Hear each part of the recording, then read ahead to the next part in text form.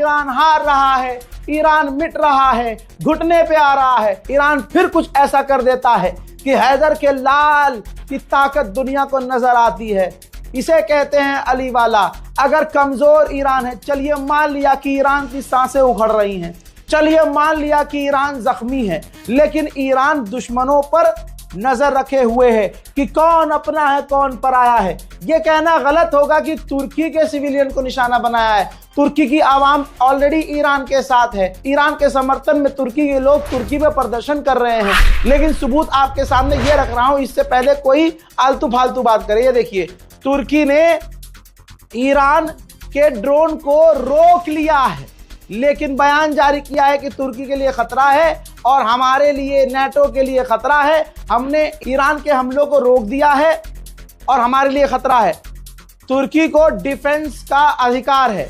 दोस्तों, world war 3 की शुरुआत हो चुकी है। लीजिए अब तुर्की, आपको मैं पहले कल भी बता चुका था कि वफादार ईरान का कोई नहीं है। जितने आप वफादार होंगे, जितने सीने में आपके ईरान के लिए मोहब्बत होगी, किसी मुस्लिम देशों के दिल में ईरान के लिए मोहब्बत नहीं है।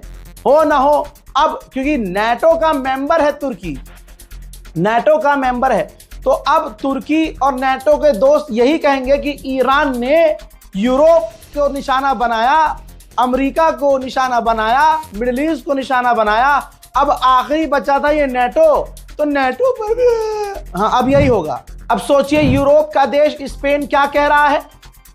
स्पेन ने कहा है 23 साल पहले अमेरिका ने हमें एक जंग में घसीटा था जबरदस्ती। आज डोनाल्ड ट्रंप वही कर रहा है। एक बार फिर से पूरी दुनिया को डोनाल्ड ट्रंप यूरोप को जंग में घसीटना चाह रहा है। Hace 23 años, otra administración estadounidense nos arrastró a una guerra en Oriente Medio.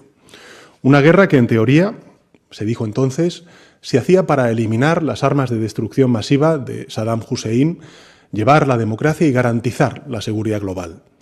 Pero que, en realidad, visto en perspectiva... वहीं डोनाल्ड ट्रंप ने दावा किया है, सरकार ने, गवर्नमेंट ऑफ यूएस ने दावा किया है कि हमने एक ईरानियन मास्टरमाइंड को कत्ल किया है, जिसने 2014 में ट्रंप को कत्ल करने की कोशिश की थी। दोस्तों, श्रीलंका के पास जिस ईरानी युद्धपोत पर हमला हुआ, जो जंग में नहीं था, वो सिर्फ अपनी ड्रिल एक्सरसाइज करके अभी ईरान से बहुत दूर था, श्रीलंका के पास था, भारत के करीब, उस पर हमला किया और अभी भी 2-4 घंटे गुजर चुके हैं, अभी भी 108 ईरानी लापता हैं और श्रीलंका बेचारा उन्हें ढूंढने की कोशिश कर रहा है। याद रखिएगा, आज जो अमेरिका का साथ दे रहा है, लिख के ले लीजिए, कल वो रोएंगे, क्योंकि अमेरिका गुंडागर्दी पर उतारू है। अमेरिका की आप मानोगे तो अच्छी बात है, वरना अमेरिका आपको मारेगा। भारत सेफ है क्योंकि डोनाल्ड ट्रंप के एक इशारे पर मोदी जी इजराइल चले जाते हैं, डांस करके आ जाते हैं। डोनाल्ड ट्रंप के एक इशारे पर मोदी जी रूस से दोस्ती तोड़ लेते हैं। डोनाल्ड ट्रंप के एक कॉल पर पाकिस्तान से युद्ध भी बंद कर देते हैं। उधर यूएई ने कहा हमने 3 ईरान की मिसाइल और 121 ड्रोन को रोका है। इसका मतलब पता है क्या है कि दुनिया कुछ भी कहे, लेकिन ईरान अभी भी हमलावर है। ऐसे ही कतर ने कहा कि हमने 10 ड्रोन और 2 ईरान की मिसाइलों को इंटरसेप्ट किया है। मजेदार बात है, कोई ये नहीं बता रहा है कि कितनी गिरी है। अमेरिका पूरी तरह से बौखला गया है कि ये जंग खत्म ही नहीं हो रही, पूरी ताकत इस्तेमाल कर रहा है। इराक के ऊपर अमेरिका के फाइटर जेट नजर आए हैं, जो तेजी से ईरान की तरफ जा रहे हैं हमला करने।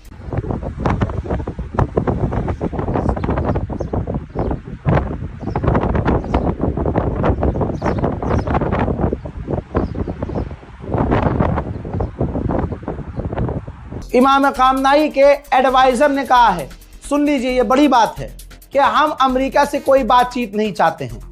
देख लीजिए, अमेरिका कह रहा है कि ईरान बातचीत करने चाह रहा है, लेकिन एडवाइजर कह रहे हैं ईरान के कि हम अमेरिका से बातचीत करना ही नहीं चाहते।